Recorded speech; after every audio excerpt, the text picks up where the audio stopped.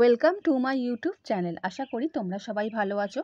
এর আগের ভিডিওগুলোতে আমি তোমাদের ক্লাস 12 থার্ড সেমিস্টারের পড়া স্টার্ট করে দিয়েছি। আমি তোমাদের অন্ধকার লেখাগুচ্ছ, দিগ্বিজয়, রূপকথা কবিতাগুলো আলোচনা করার সঙ্গে সঙ্গে কোশ্চেন অ্যান্সারও দিয়ে দিয়েছি।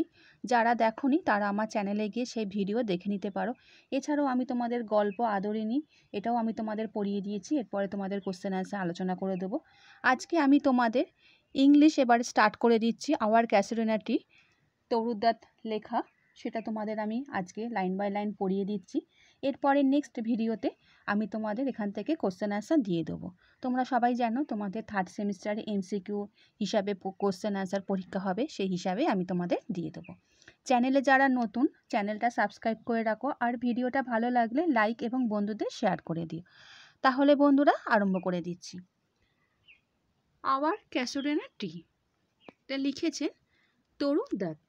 ওনার সম্বন্ধে আমি একটু বলে দিই যে উনি কে ছিলেন, কবে জন্মগ্রহণ করেছিলেন, ওনার সম্বন্ধে একটু বলে তারপরে কবিতাটা আমি তোমাদের স্টার্ট করছি। তরু দত্ত একজন প্রতিভাবান বাঙালি কবি ছিলেন। তিনি 1856 সালে মার্চ মাসের 4 তারিখে কলকাতায় জন্মগ্রহণ করেন। তিনি এমন এক প্রগতিশীল বাঙালি খ্রিস্টান পরিবারে বেড়ে উঠেছিলেন যারা শিক্ষা, শিল্প এবং ভাষা শিক্ষার প্রতি গভীর উৎসাহ পোষণ করতেন। এরপরে তিনি যে কবিতা, কিছু গল্প যা তিনি লিখেছিলেন, সেই কবিতা গল্পগুলোর মধ্যে তিনি আমাদের কাছে এখনও অনবদ্য হয়ে আছেন। তার কথা আমরা সবসময়, তিনি আমাদের কাছে এখনও স্মরণীয়। তাকে সাধারণত প্রথম ভারতীয় মহিলা কবি হিসাবে গণ্য করা হয়, যিনি ফরাসি ও ইংরেজি উভয় ভাষাতে কবিতা লিখেছেন।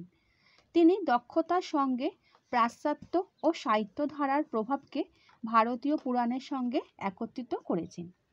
এরপরে তিনি যক্ষা রোগে আক্রান্ত হয়ে 1877 সালে আগস্ট মাসের 30 তারিখে মাত্র 21 বছর বয়সে মারা যান। এই গেল ওনার সম্পর্কে ছোট কিছু ধারণা, যে সংক্ষেপে বললাম। এবারে বলি যে আওয়ার ক্যাসেরিনা টি যে তরু দত্তের কাব্যগুলির মধ্যে অন্যতম শ্রেষ্ঠ এবং প্রশংসিত কাব্য। এটি 1882 সালে তার প্রথম সংকলন অ্যান্সিয়েন্ট ব্যালেডস অ্যান্ড লিজেন্ড অফ হিন্দুস্তানে প্রকাশিত হয়। টাইপ অফ, এই যে কবিতাটার ধরন, টাইপ অফ পোয়েম, এটা হচ্ছে লিরিক পোয়েম, মানে এটা হচ্ছে গীতি কবিতা। এবারে বন্ধুরা তোমাদের আমি লাইন বাই লাইন এবারে তোমাদের পড়ে বলে দিচ্ছি অল্প অল্প করে।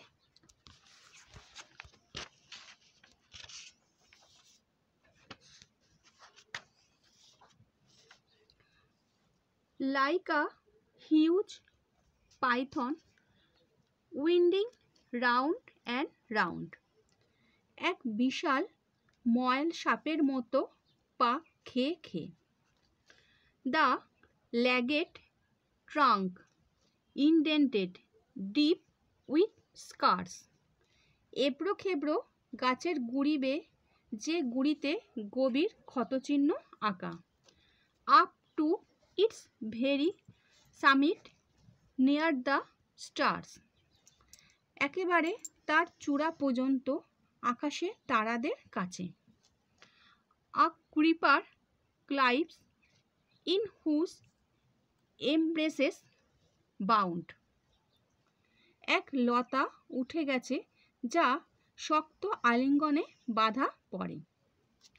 No other tree could live but gallantly, অন্য কোনো গাছের পক্ষে বাঁচা অসম্ভব, তবুও সাহস ভরে।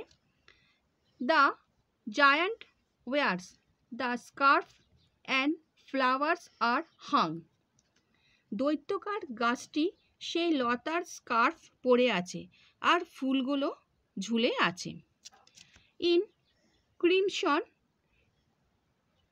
Clusters all the boughs among, লাল লাল থোকায় তার শাখায় শাখায়। Whereon all day are gather bird and bee. সেখানে সারাদিন ভিড় জমায় পাখি আর মৌমাছিরা। And oft at nights the garden overflows. রাতে প্রায়শই সারা বাগান ভরে ওঠে। With one sweet song that seems to have no close. এক মধুর সুরে, যে সুর যেন শেষ হয় না। Sung darkling from our tree while man repose. অন্ধকারে সেই সুর ভেসে আসে আমাদের গাছ থেকে যখন মানুষ নিদ্রায় মগ্ন। এবারে বন্ধুরা তোমাদের আমি প্রথম স্তবকটা সম্পর্কে একটু বলে দিই যে প্রথম স্তবকে তোমাদের কি বলছে। আওয়ার ক্যাসিডোনাটি কবিতায় তরু দত্ত তার বাগানের ক্যাসিডোনা গাছের সঙ্গে তার গভীর আবেগময় সম্পর্ক প্রকাশ করেছেন। এটি কবিকে তার শৈশবে আনন্দময় দিনগুলির কথা মনে করিয়ে দেয়। কবিতাটি ক্যাসিডোনা গাছটির বর্ণনা দিতে শুরু হয়। মাথা উঁচু করে দাঁড়িয়ে থাকা গাছটির খাঁজকাটা গুঁড়িটিকে এক লতানো গাছ বিশাল এক ময়াল সাপের মতো পাক খেয়ে খেয়ে রেখেছে। এটি যেন উত্তরীয় পরে দাঁড়িয়ে থাকা একটি দৈত্য।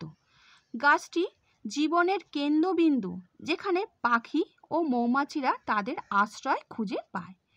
রাতের বেলায় বাগানটি এক সুমধুর সঙ্গীতে পূর্ণ হয়ে ওঠে। এবারে বন্ধুরা তোমাদের আমি পরেরটা বলছি। When first my casement is wide open thrown। যখন ভোরে জানলাটি প্রথম খুলে যায়।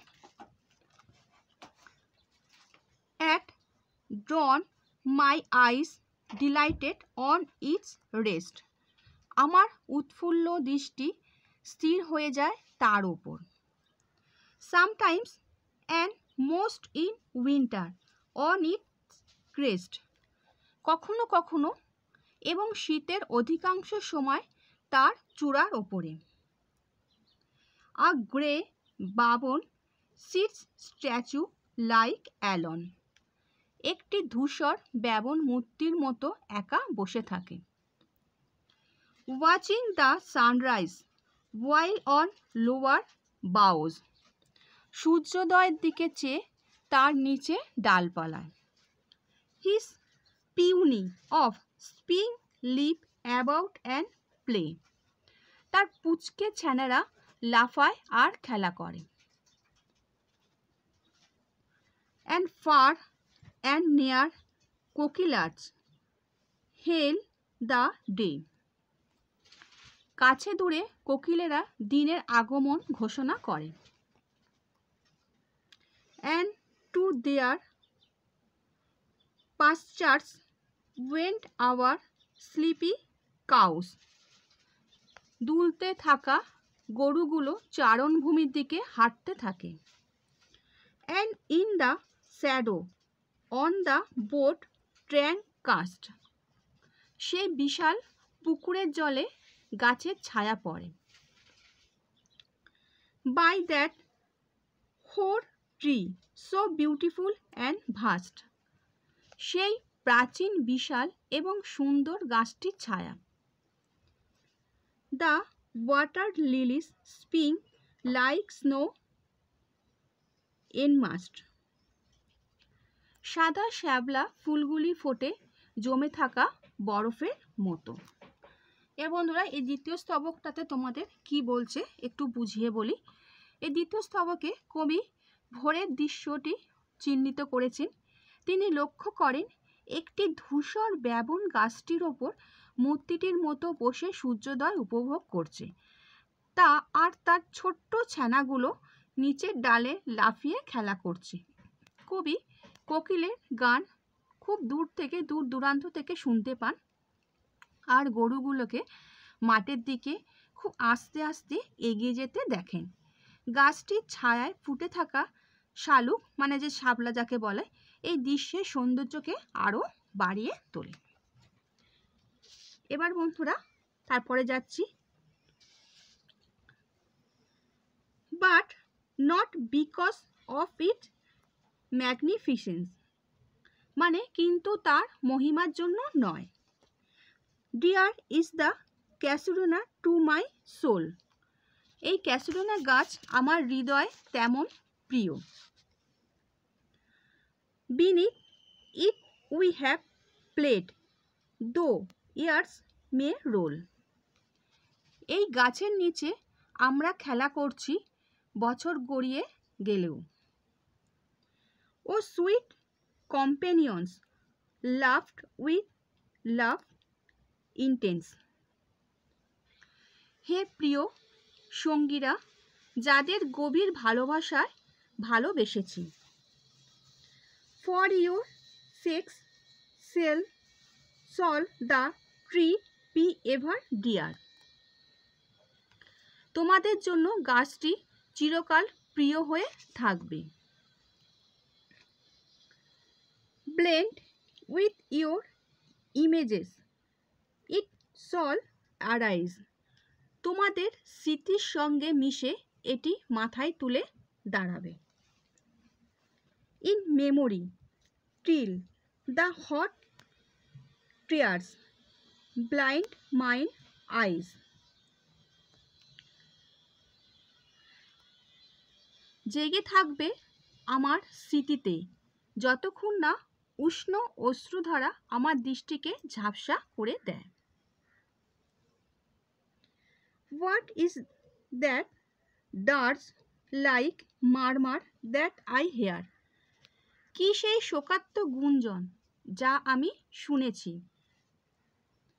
Like the sea breaking on a shining shingle beach, যেন সমুদ্রের ঢেউ এসে আছড়ে পড়ছে কাকর বিছানার তীরে।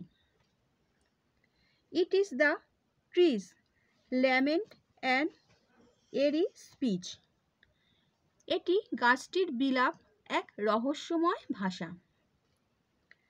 That haply to the unknown land may reach, যা হয়তো পৌঁছে যাবে অজানা কোনো দেশে। এবার বন্ধুরা তোমাদের এইটা একটু বলে দিই তৃতীয় স্তবকে কি বলছেন। তৃতীয় স্তবকে কবি গাছটিকে তার শৈশবের স্মৃতির সঙ্গে যুক্ত করেন এবং তার প্রিয় ভাই বোনের কথা স্মরণ করেন যারা এখন চিরন্তন নিদ্রায় ডুবে রয়েছেন। গাছটি যেন তার সুখ দুঃখের নীরব সাক্ষী, গাছটির শোকময় মর্মর সুর যেন তার বেদনার প্রতি সহানুভূতি জানাচ্ছে। তিনি কল্পনা করেন এই সুর কোনো অজানা দেশে পৌঁছে গেছে। এবার বন্ধুরা তারপর থেকে তোমাদের বলছি। unknown yet well known to the eye of faith, অপরিচিত তবু বিশ্বাসের চোখে অতি পরিচিত। I have heard that well far far away, আমি সেই বিলাপ শুনেছি বহুবার দূর থেকে বহু দূর থেকে। In distant lands by many a sheltered bay, সুদূর দেশে শান্ত উপসাগরের ধারে। When slumbered in his cave the water wraith, যখন জলদৈত্য তার গুহায় নিদ্রায় মগ্ন। And the waves gently kissed the glassy shore, আর ঢেউগুলো যখন আলতো করে চুম্বন করে যায়। Of France or Italy beneath the moon, France বা ইটালির ঐতিহাসিক তটরেখাকে মানে চাঁদের নরম আলোয়।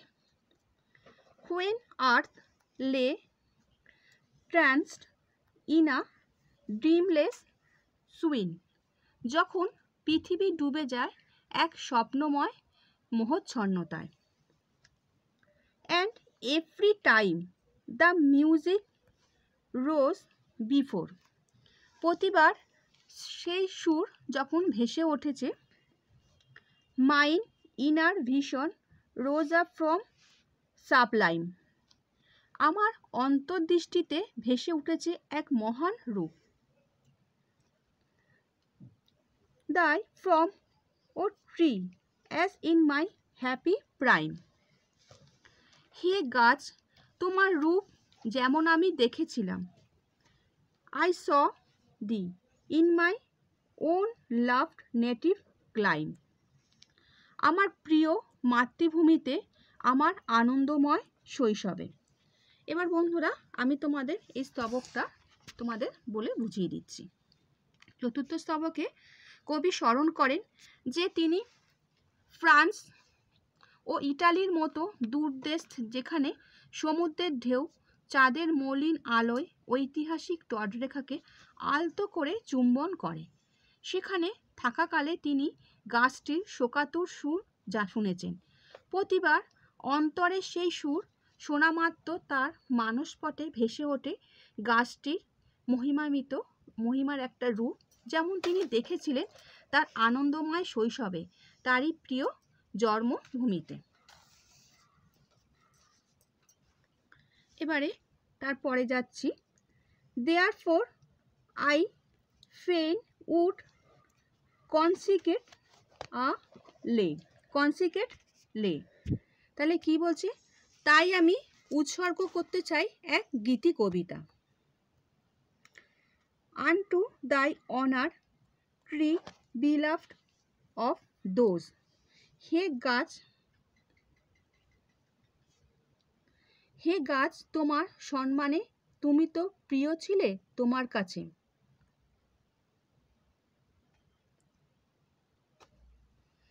হু now in blessed sleep for aye repose. যারা এখন চিরকালীন শান্তিতে বিশ্রাম নিচ্ছে। Dearer than life to me, alas were they. যারা আমার জীবনের থেকেও প্রিয় ছিল, হায় তারা এখন নেই। Mayst thou be number when my days and done. যখন আমার দিন শেষ হয়ে যাবে তখন তুমি যেন গণ্য হও। With deathless tree like those in Borrowdale. অমর গাছেদের মধ্যে বড়ডেল এর সেই মহিমা গাছদের মতনই। Under whose awful branches linger pale. যাদের ভয়াল শাখার নিচে ম্লান হয়ে দানা বেঁধে ছিল। Fear trembling hope and death the skeleton. ভয় কাঁপতে থাকা আশা আর মৃত্যু কঙ্কালের ছায়া। And time the shadow and though weak the verse. এমন সময় অন্ধকার প্রতিফলন, যদিও আমার কবিতা। That would my beauty fain oh fain rehearse. তোমার সৌন্দর্য যথাযথভাবে তুলে ধরতে সক্ষম নয়। May love defend tree from oblivion's curse. তবুও ভালোবাসা যেন তোমাকে রক্ষা করে বিস্মৃতির অভিশাপ থেকে। এবারে বন্ধুরা এই শেষ স্তবকে কি বলছেন কবি? তার চিরন্তন নিদ্রায় ডুবে থাকা কাছের মানুষদের প্রিয় গাছটি সম্মানে একটি স্তোত্র রচনা করতে চান। তিনি আশা করেন গাছটি বড়ডলের অমর বৃক্ষগুলির মতোই স্মরণীয় হবে, যদিও কবির আশঙ্কা করেন তার রচিত কবিতাটি গাছের সৌন্দর্যকে শব্দে বা ভাষায় পুরোপুরি প্রকাশ করতে পারে না। তিনি প্রার্থনা করেন যে ভালোবাসা বিস্মৃতির অভিশাপ থেকে গাছটিকে রক্ষা করবে। আশা করি তোমরা আজকের এই কবিতাটা বুঝতে পেরেছো। চ্যানেলের সঙ্গে যুক্ত থাকো। আমি তোমাদের নেক্সট এইখান থেকে কোশ্চেন অ্যান্সার তোমাদের আলোচনা করে দেবো। আর ভিডিওটা ভালো লাগলে বন্ধুদের শেয়ার করে দিও। আর তোমাদের যদি কোনো লাইনে কোনো অসুবিধা হয় বুঝতে, আমাকে কমেন্ট করে জানিও। আমি তোমাদেরকে সেই লাইনের কটা মানে তোমাদের আমি বলে দেবো। আচ্ছা বন্ধুরা, ভালো থেকো।